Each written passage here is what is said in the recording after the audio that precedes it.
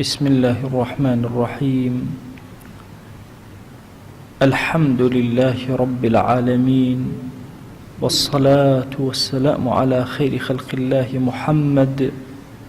وعلى آله وأصحابه الكرام وتابعيهم بإحسان إلى يوم الدين. ربنا أرنا الحق حقا وارزقنا اتباعه، وأرنا الباطل باطلا وارزقنا اجتنابه. ربنا آتنا في الدنيا حسنة وفي الآخرة حسنة وقنا عذاب النار. هەندێک لە ئاەتەکانی پیرۆزی قورئانی پیرۆز چەندین جۆر تەفسیریان بۆ ئەکرێ. یەکێک لەو ئاەتانەی کە تەفاسیری زۆری بۆ کراوە بریتە لە ئاەتی وەلا تولقوا بئەیدیکم إلى التهلكة، خۆتان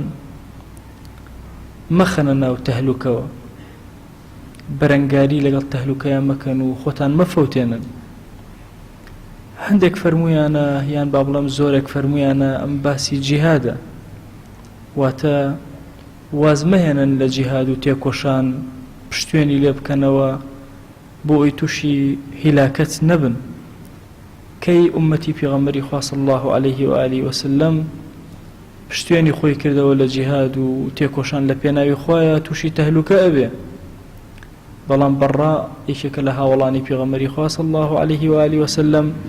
تەفسیرێکی جیاوازی بۆ ئەکات. پیاوێک کاتە لای و پێوت ئەی ئەبا عەمار، چۆن لەم ئاەتەی قورئان تێ ئەگەی کە ئەفەرمێ وەلا تولقوا بئەیدیکم إلى التهلكة، فەرمووی هو الرجل ئەوە پیاوێکە يذنب الذنب، دەسەکا بە گوناهکردن، فيقول لا يغفره الله، قەت خوای گەورە لەم گوناهەی من نابورێ.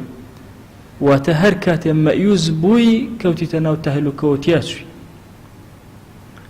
ئیستیغفار یەکێکە لە چەکە زۆر گەورەکانی ئینسانی ئیماندار کە زۆرێک لە دەرگا داخراوەکانی ژیانی پێ ئەکرێتەوە. پیاوێک کاتە لای پێغەمبەری خوا صلی الله عليه وآله وسلم هاواری ئەکرد وا ذنوبا ئەی هاوار بۆ کۆڵی گوناهی من. پێغەمبەری خوا صلی الله عليه وآله وسلم ڕووی تێکرد و فەرمووی ئەم قسانە لەگەڵ منا بڵێ اللهم مغفرتك أوسع من ذنوبي، خوای گیان مەغفرەت و لێبوردەیی تۆ زۆر بەرفراوانترە لە گوناهەکانی من. ورحمتك أرجى عندي من عملي، بخوا پەروەردگارە ڕەحمی تۆ لای من زۆر گەورەترە لەو کردەوانەی کە ئەیکەم. ڕەجام زۆرتر بە ڕەحمەتی تۆیە نەک بە کردەوەکانی خۆم. جاری یەکەم کەسەکە وتی و پێغەمبەری خوا صلی الله عليه وآله وسلم فەرمووی جاری دووهەمیش بێڵێ و جاری سێهەمیش بێڵێ، دواتر فەرمووی بڕۆ خوای گەورە لە گوناهەکانت بورە. زانایان ئەفەرمون مەهماکان گوناهەکانت گەورە بوون، هاوار کە مناجات کە خوای گیان مەغفرەتی تۆ لە گوناهەکانم گەورەترە، بەخوا من سەیری ڕەحمەتی تۆ ئەکەم، سەیری کردەوەکانی خۆم ناکەم ئیلا خوای گەورە لە گوناهەکانت ئەبورێ. ئێمە بە شەوانێک کاتی ئەپەڕین شەوانی مەغفرەتی خوایە جل جلاله، باشترین دوعاتیە بریتیە وەکو دایکمان عایشە بۆمان نەگێڕێتەوە ڕەزا و ڕەحمەتی خوای لێبێ، ئەوەیە کە ئینسان بڵێ اللهم إنك عفو تحب العفو فاعف عنا، خوای گیان تۆ عەفوکاری لێبوردەی بەخشندەی عەفوت زۆر پێخۆشە، لە ئێمەش ببوورە و عەفومان بکە. دیارە ئیستیغفاری زۆر یەک کۆمەڵ فەضائیلی گەورە دەستگیرەکە، کۆمەڵی فەوائیدی زۆر هەیە لە ئیستیغفارە. یەکێک لە فەوائیدەکان ئەوەیە کە خوا جەل جەلالوه بەهۆی ئیستیغفارەوە گوناهەکانت ئەکوژێنێتەوە. يمحو الله به الخطايا، یعنی نامەی ئەعمالی تۆ ئەو گوناهانەی تیان نامێنێ کە کردوتە. ئەفەرمێ والذین إذا فعلوا فاحشة، خوای گەورە لە قورئانە ئەفەرمێ ئەو کەسانی کە فاحشەیەکەن، هەندێک لە زانایان ئەفەرمون فاحشە ئەلێرە بە معنای زینایە، یعنی ئەم کەسانە تووشی زینا ئەبن، خوا پەنامان بە. ئەو ظەلەموا ئەنفوسەهم، یا تووشی زینا نەبوون بەڵام پێشهاتەی زینا لە نەزەرێکەوە لە یاریکردنێکەوە لە هەر شتێکەوە تووشی ئەم حاڵەتە ئەبن، ذەکەروا الله، خۆیان بیرەکەوێتەوە خوایەکی بەڕەحم، فاستغفروا لذنوبهم، اینجا داوای لێبوردن ئەکەن خوای عەفومان کە ومن یغفر الذنوب إلا الله، کێ هەیە لقناها كان ببوري مقر خوان نبي جل جلاله بلام ليرة آياتك فرمي ولم يصروا على ما فعلوا أم قناها للدليانا هلا كيشن إصراري أني لسر أم قناها بزمان وتبيتي أن أستغفر الله بدل ضليان هر هاواري قناها كبكا رقيا لقناها كأبيته وازي لإهنا إلا خواي قورا جل جلاله ليان أبوري پیغمبر صلى الله عليه وآله وسلم أفرمي أجر كسيك بلي أستغفر الله الذي لا إله إلا هو وأتوب إليه على خواي قورا لقناه أبوري ولو لجنجشا طبعا يكي لقناها كبيرة كان أجر جيش مسلمان وجيش كافران برانبر بيكتر وستان هر كسي پشت كاتوا أويشك لقناها زور كبيرة موبقة كان يكردو شكو إنسان مسلمان كسي كي جبان نية لكاتي جنگار راكا لكاتي برنگار بونوا سنگي أكاتا قلغان وبارسني أمتي في غمر صلى الله عليه وآله وسلم لبشتيوا التولي يوم الزحف أو كاتيك دو جيش مسلمان وكافر برانبر بيكتر أوستن هركس بشكاته وقناهي زور كبيري قوري أنجام داوة أفرمي في غمر صلى الله عليه وآله وسلم أقر كسي أم دعاء بخيانه خوي يقول لقناها كاني أبو ريت وإن كان فر من الزحف بال الروشي برنگار بونا وشار راي كرد به إلا خوي قول لي أبوري يعني قناهي كي أوان ده قورشي كرد به خواه بعظمتي خوي لي أبوري فائدة دو هم لفائدة كان استغفار أويا الشيطان بچي أفوت إما لما الملانين خوي قول فرمويتي من الشيطان مكروب دجمني إيوه فاتخذوه عدوا إيوه بكنا دجمنتان بچي شيطان أكيت دجمني خود شون بربرقاني أكيتوا باستغفار لفرما يشتكى أفرمي كاتي أخوة جل جلاله شيطاني ملعوني بلعنت كرد وطردي كرد أفرمي الشيطان بيود بمهي الله إن جاوتي وعزتك سون بعزته قوري خوت طبعا الشيطان لهمك أخوة ناسترة ويزور كاد لباسي عقيدة أليم أجر كسي تنها ناو صفاتي خوا بناسي أو ناكات أو عقيدة تشسبيبي الشيطان له ما زيادتنا وصفاتي خوا باشتر أزاني وبينيتي بلام دور أوي نتشسبي تنفيزي نكر لجياني خويا كردوي بيانا كرد هيت سودكي لي ورنكر بوي الشيطان سيونا خوا بعزتي خوا أفرمي وعزتك قسم بعزتي تو لأغوينهم أجمعين همويان همويان لنايان أبم بخوا سرريان لي أقرم حتى سرمرجيشان وازيان لنايهن خوا جل جلاله لبرانبر أما فرموي بروتشي أكيبيك وعزتي وجلالي قسم بقوري وجلالي خوم بعزة وجلالي خوم لا أزال أغفر لهم ما استغفروني بردوام غفراني خوم وبزي خوم ولي خوشبوني خوم بسري أنا دا أبارينم حتى وكو أو لحظة أوان داوي لابرنم ليب كان وكا شانك طلبي استغفار كان من أوان دا جوابي أنا دم أوان دا ليان خوشب أفرميه دو ذكر لذكر كان زور تايبت شيطان بمدو ذكر أفوتي هرشي فيالو ما كده الشيطان أيكاد بو إيمانك اسكا جددوا إيمانكم بلا إله إلا الله زوزو إيمانك تازكر وذكر لا إله إلا الله زور بخيانا شيطان هول أدا توشي قناهد أكا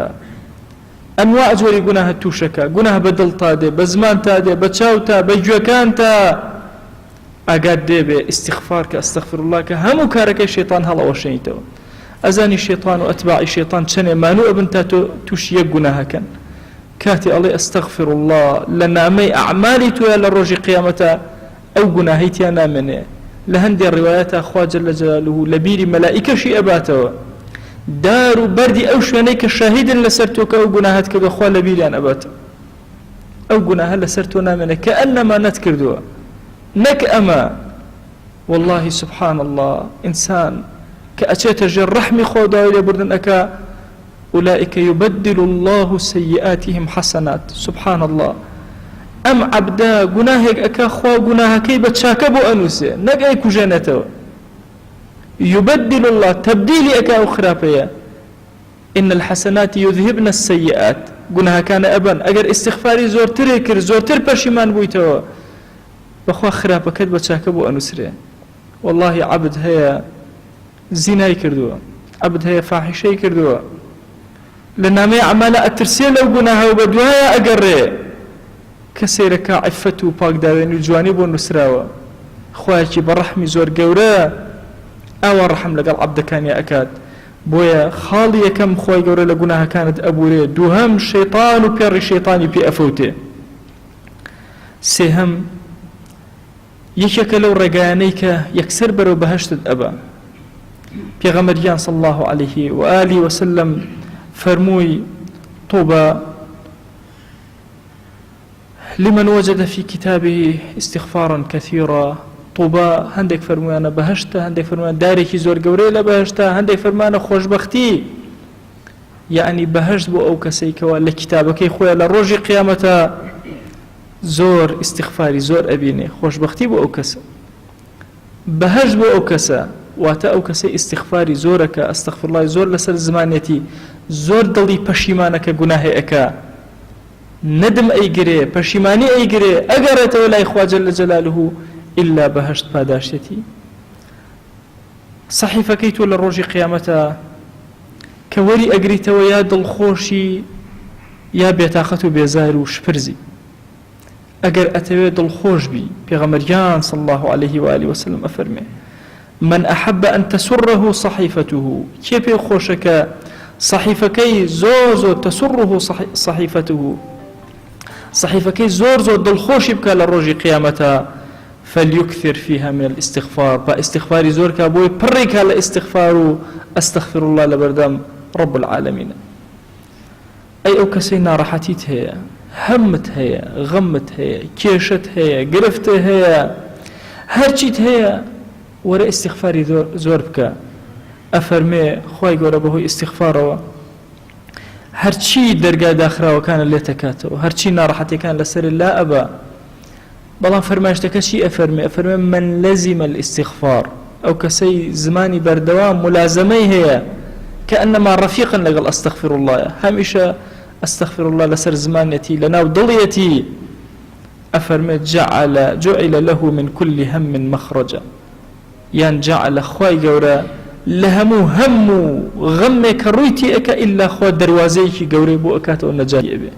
ومن كل ضيق مخرجا إلا كوت ناڕەحەتی لم يحتسب، ڕزقی ئەدا لە شوێنان ئەکەوە کە ئەمە حسابی بۆ نەکردووە. زۆر کاتی ئێمە دەرگاکانی ڕزق لە پێش چاومان زۆر تەسکن، هەر کەسێک لە ئێمە لە مخەیەلەی ئەمە لە خەیاڵی ئەمە چەند شوێنەکەی بۆی ڕزقی لێ پێیاکە، بەڵام ئەگەر ئیستیغفاری زۆری کرد دەرگایانێکی بۆ ئەکرێتەوە کە عەقڵی خۆی تەسەووری ناکە لەوێ خوای گەورە ڕزقی ئەدا و دەرگاکانی ڕزقی بەسەر ئەکاتەوە. کەوابوو ئەی ئەو کەسەی هەموو غەمت هەیە و مەغموم و هەمباری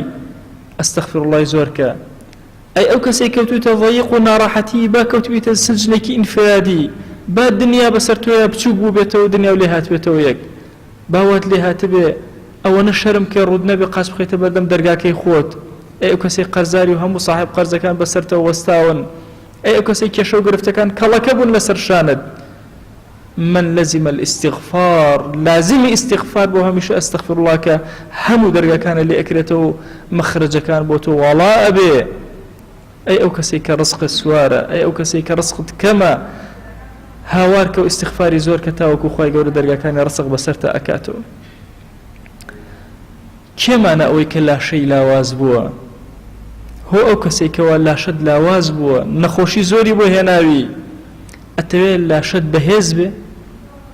أتوي دانا كانت بقايها به، أتوي سمع وبصرت بهزبه، كبيغمريان صلى الله عليه وآله وسلم همش لدعاء كان دعاء كردو اللهم متعنا بأسماعنا وأبصارنا وقوتنا ما أحييتنا واجعله الوارث منا. خواجان هيزا كاني بستنو بينين وهيزو توانا من به لروا چون پێت بەخشین بۆ من درێژ کەرەوە یا ئیلاهی وبیکەرە میراتێک بۆ وەچەکانیشمان بە وەچەکانیشمان بەو شێوازە بن. سبحان الله. ئەفەرمێ کێ ئێوێ قووەتی بەدەنی زۆر بە قووەت بێ، لاشەی زۆر بەهێز بێ. زۆر کات ئەبینی کەسێکی پیر لە پیریا لە گەنجەکانمان باشترە، بەهێزترە، توانای جەستەی بەهێزترە. کێ ئەمەی ئەوێ با استغفاري زورك هود عليه السلام بقومكي عليه يا قوم استغفروا ربكم ثم توبوا إليه يرسل السماء عليكم مدرارا ويزدكم قوة إلى قوتكم. هو قومكم استغفاري زوركا توبي زوركا دەرگەکانی ئاسمانتان بۆ وەڵا ئەبێ، باران بەسەرتانە، بارانی بەرەکەت بە لێزمە ئەبارێ. وەیەزیدکم قووەتەن ئیلا قووەتیکم، هێزتان چەندێکە دەیان قات ئەبێتەوە بەهێزتر ئەبن، پتەوتر ئەبن. ئەفەرمون هەندێک لە مفەسیرین ئەمە باسی بەدەن بوو، بەدەن، چونکە قەومی هود بەدەنیان زۆر قایم و بەهێز بوو. ئەفەرمێ خوا جەل جەلالوه ئەفەرمێ ئەگەر بێت و هود عەلەیه السەلام ئەفەرمێ ئەگەر بێت و ئیستیغفاری زۆر بکەن بەدەنتان چەنێ بە قووەتە ئەوەندەی تر بە قووەتە بێ. یەکێک لە هۆکارەکانی ڕزقی زۆر و یەکێک لە هۆکارەکانی بارینی زۆر بریتیە لە ئەو ئیستیغفارانەی کە ئینسان ئەیکات. وأن استغفروا ربكم ثم توبوا إليه يمتعكم متاعا حسنا إلى أجل مسمى ويؤتي كل ذي فضل فضله. مفسرين شيء أفرمون لم آيات أفرمون أو كسي استغفاري زور أكا زور علي أستغفر الله ضلي زور أقرته ولا إخوة جل جلاله. يمتعكم متاعا حسنا إلى أجل مسمى. أمجيانيك هتانا هتا مردنتان زور بخوشي قزر أكن، زور بإسراحة قزر أكن لدواء أميشوا. ويؤتي كل ذي فضل فضله. هر كسي چن استغفاري زور تركرد به لكاتي مرقا ولدواء مردني أو أنا فضلي قورتر وخواي قورا فضيلتي قورتر وزياتري بي عطاءك. همو مجلس كان كتوشي قناها بنتيا كفارتي مجلس خيانين لا إله إلا أنت سبحانك اللهم وبحمدك لا إله إلا أنت أستغفرك وأتوب إليك. أم كلمات أنا بزمان تادي قناهنا ومجلسك بورا خواي قورا وتكفارات مجلس استغفار. أي أو كسي كوا منالت نابي، أي أو كسي تشاوري رحمتي خواي وزور شوين قرايتو دست نكوت بزانا علاج عقم علاج نبوني منال خواي قورا لقرآن دياري كردوا. أفرمي فقلت استغفروا ربكم إنه كان غفارا. نوح عليه السلام لزماني أو أفرمي استغفاري زور كان خواي قورا غفار وليبردايا يرسل السماء عليكم مدرارا. خواي قورا درقاكاني آسمانتان بسرا والله أكاتو بارانتان بو أباريني. ويمددكم بأموال وبنين. خواي قورا بهوي استغفارا مالو سروتو سامانتان زوركا أولادو كورتان زوركا. بويا أي أوكسيكا محتاجي مناڵیت و ئەم دەرگا و ئەم دەرگا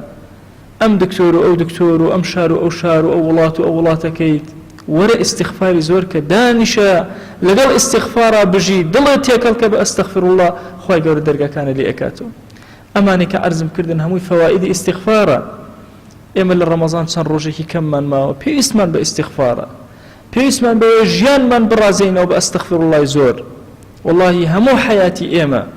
لە دوازە مانگەیە پێویستمان بەوەی دانیشین و ئیستیغفاری رب العالمین کەین. هەمیشە وشەی ئەستەغفر الله لەسەر زمانمان بێ لەعەل دەرگا داخراوەکان بەسەرمانە ئەکرێنەوە. ئێمە چیمان ئەوێ؟ ئەم هەموو نعمەتەی خوا جەل جەلالوه بەسەرمانەدا ئەبارێ بەهۆی ئیستیغفارەوە. دانیشە مانوو مەبە، تێر مەبە، وا بزانە لە بەردەم رب العالمینە وەستاوی ئەو چاوی لە تۆی و تۆش ئەڵێ ئەستەغفر الله ئەستەغفر الله ئەستەغفر الله. هەموو لەحظەیەکیش بزانە کە خوای گەورە جوابت ئەداتەوە و مەغفیرەتی خۆی بەسەرتە ئەبارێنێ. کۆتا قسەم ئەتەوێ پێت بڵێم باشترین کات بۆ ئەستەغفر الله کەیە؟ ئەو کاتەیە کە ئێستا تۆ بە خەبەری پێش نوێژی بەیانی کاتی سەحار والمستغفرین بالأسحار ئەو کەسانەی لە بەرەبەیانە ئیستیغفاری خوا ئەکەن جەل جەلالوه. لەو کاتەی خوا جەل جەلالوه بە عەزەمەتی خۆی هاتووەتە ئاسمانی یەکەم و هاوارەکە کێ هەیە داوای لێبوردم لێ ئەکا با لێ ببوورم؟ باشترین کاتە بۆی تۆ ئیستیغفاری تیاکەی هەستە بەهێز بە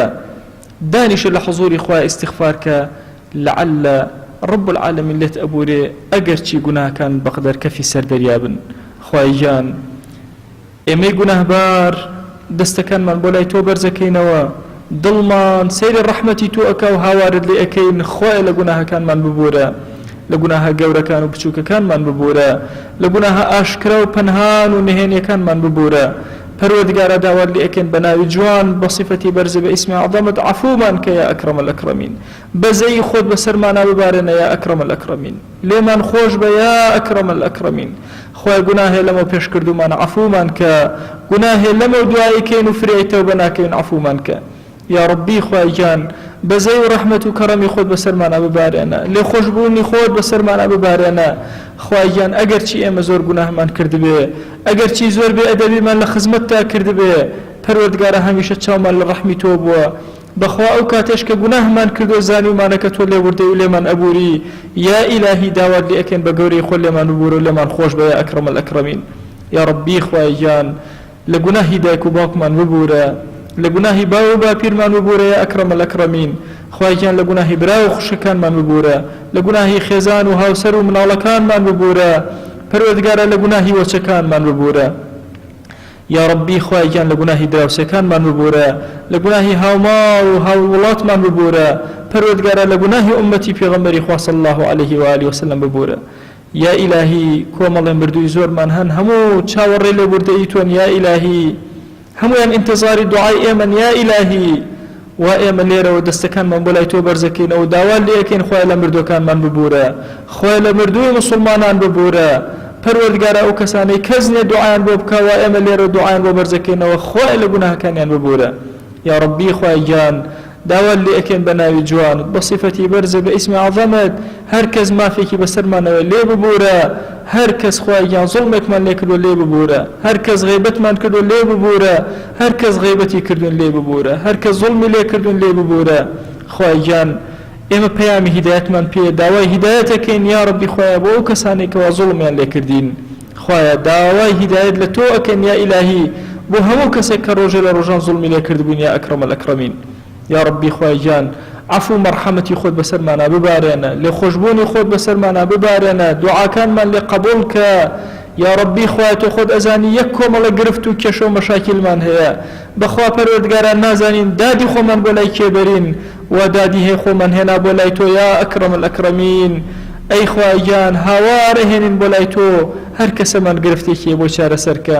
هەمومان دڵمان پڕە لە داوا خوای داواکانمان جێبەجێکە ئەوەی ئەمانەیە پێمان عەتاکە ئەوەی بە خەیاڵمان نییە لە چاکە پێمان عەتاکە یا ئەکرەم الئەکرەمین ئەوەی بە دڵمانە ئەگوزارێ لە چاکە یا رەبی پەروەردگارە پێمان عەتاکە یا ربی خوای گیان داوات لێ ئەکەین بە گەورەی خۆت ئەومان نەخۆشە شیفای بۆ بنێرە ئەومان پەروەردگارە قەرزارە قەری سەرشانی سووککە ئەومان بێ مناڵە مناڵی پێ عەتاکە ئەومان بە مناڵە مناڵی ساڵحکە یا ربی پەروەردگارە داوات لێ ئەکەین ئەومان کەم ڕزقە ڕسی حەڵاڵی زیادکە پەروەردگارە ئەوەندە حەڵاڵمان بدەرە محتاجی حەرام نەبین یا ئەکرەم الئەکرەمین خوای ڕزقی حەڵاڵمان زیادکە خوای ڕزقی حەڵاڵمان زیادکە خوای ڕزقی حەڵاڵمان زیادکە خوای بازاڕەکانمان پڕکە لە حەڵاڵ پەروەردگارە داوات لێ ئەکەین بە گەورەی خۆت تاجر و بازرگانەکانمان لە حەرام بپارێزە کاسبکارەکانمان لە حەرام بپارێزە موچەخۆرەکانمان لە حەرام بپارێزە یا ئەکرەم الئەکرەمین یا ربی خوای داوات لێ ئەکەین بە ناوی جوانت بە صیفەتی بەرزە بە ئیسمی عەظەمت بەرەکاتی ئاسمان و زەوی بەسەر ئەم وڵات و نیشتیمانی ئێمە بکەرەوە یا ربی خوای گیان لە شەڕی کافران بمان پارێزە لە فیتنەی یەهود و نەسارا و مەجوس بمان پارێزە یا ربی خوای داوات لێ ئەکەین بە ناوی جوانت بە صیفەتی بەرزە بە ئیسمی عەظەمت پەروەردگارە شەڕی ئەم زلهێزانە لە وڵاتی ئێمە دوور خەرەوە یا ئەکرەم الئەکرەمین خوایە ئاسایش و ئارامی بەسەر ئەم وڵاتەمانە ببارێنە کەسی عاقڵ و عالم و دانا بکەرە خاوەنی وڵاتەکەمان یا ئەکرەم الئەکرەمین یا ربی خوای دەسە ئەمین و خواناسەکان بکەرە خاوەنی وڵاتی ئێمە یا ئەکرەم الئەکرەمین یا ربی خوای گیان ئەوانەی خراپیان بۆ ئەم نیشتیمان و وڵات و کوردستانی ئێمە ئەوێ ئەگەر جێگەی هیدایەتن هیدایەتیان بدە جێگەی هیدایەت نین لە کۆڵی ئەم میلەتیان بخەرەوە یا رب العالمین یا ربی خوای گیان زۆر هەوڵیان داوە پەیامی مزگەوت بشێوێنن یا ربی خوای ئەو کەناڵە ئەلامانەی ئەیانەوەیە پەیامی مزگەوت بشێوێنن خوای ئەگەر جێگەی هیدایەتن خوای بیان کەرە جوندی دینەکەی خۆت پەروەردگارە ئەگەر جێگەی هیدایەت نین لە کۆڵی ئەم میلەتیان بخەرەوە یا رب العالمین یا ربی خوای گیان همەتی ئەم میلەتە بپارێزە حیا و حرمەتی ئەم میلەتە بپارێزە دینداری ئەم میلەتە بپارێزە یا ئەکرەم الئەکرەمین خوای سپاردە لای تۆ زایە نابێەوە دینداری ئەم گەلە و نیشتیمانەمان خوای سپاردەی تۆ کردی ئەکرەم الئەکرەمین یا ربی خوای گیان داوات لێ ئەکەین بە گەورەی خۆت بە ڕەحمی خۆت بە کەڕەمی خۆت سڵاوی ئەم مەجلیسەی ئێمە بگەێنە پێغەمبەری خوا صلی الله عليه و آله وسلم یەک ناومان لە خزمەتیا بێنە یا ئەکرەم الئەکرەمین خوا بە ئەندازەی قورسایی عەرشت بە ئەندازەی هەناسەی مەخلوقاتت بە ئەندازەی جوانی مەخلوقاتت خوا سەڵاوات بۆ دیداری پێغەمبەری خوا صلی الله عليه و آله وسلم ئەنێرین و پێ بگەێنە یا ربی خوای گیان ئێمە زمانمان کورە لە دوعایە یا ئیلاهی وهانامان بۆ لای تۆ هێناوە بە زمانی پێغەمبەری خوا صلی الله عليه و آله وسلم خوای هەر چاکەی ئەو خۆشەویستەمان لە هەموو عمرا داوای لێ کردووی ئێمەش داوات لێ ئەکەین و پێمان عەتاکە هەر خراپەی ئەو خۆشەویستەمان پەنای پێگرتووی لە هەموو عمریا ئێمەش پەنات پێئەگرین و پەنامان بدەیە ئەکرەم الئەکرەمین یا ربی خوای گیان ئێمە لەبەر خاتی تۆ بە ڕۆژوو بووین لەبەر خاتی تۆ نوێژەکانمان کردووە لەبەر خاتی تۆ تەراویحمان جێبەجێ کردووە پەروەردگارە لەبەر خاتی تۆ ئەعتیکافمان کردووە لەبەر خاتی تۆ لە خزمەتی قورئانا بووین و قورئانمان خوێندووە پەروەردگارە لەبەر خاتی تۆ ذیکر و ئەوراد و دوعامان کردووە یا ئیلاهی داوات لێ ئەکەین بە گەورەی خۆت لێمان قبول کە خوایە لێمان قبول کە خوایە لێمان قبول کە یا ربی خوای گیان عیبادەتی مزگەوتەکانمان بکەرە بەرەکەت و بەسەر هەموو کوردستانا بیبارێنە یا ربی خوای داوات لێ ئەکەین بە گەورەی خۆت بیرەکانمان پڕ ئاوکە کانیاوەکانمان هەڵقوڵاوکە یا ربی پەروەردگارە زەوی و زەرعاتمان پڕ بەرەکەت و خێرکە یا ئەکرەم الئەکرەمین یا ربی خوای گیان ئەزانین گوناهی زۆر بەرزەکەینەوە ئەزانین پەروەردگارە زۆر کە تۆ عاجزەکەین لە خۆمان یا ئیلاهی بەڵام ئەزانین ڕەحمەت و کەڕەمی تۆ زۆر گەورەیە و ئێمەی گوناهبار دەستی زەلیلیمان بۆ لای تۆ بەرزکەوتەوە دوعاکانمان قبول کە خوایە دوعاکانمان قبول کە خوایە دوعاکانمان قبول کە خوایە دوعاکانمان قبول کە آمين آمين والحمد لله رب العالمين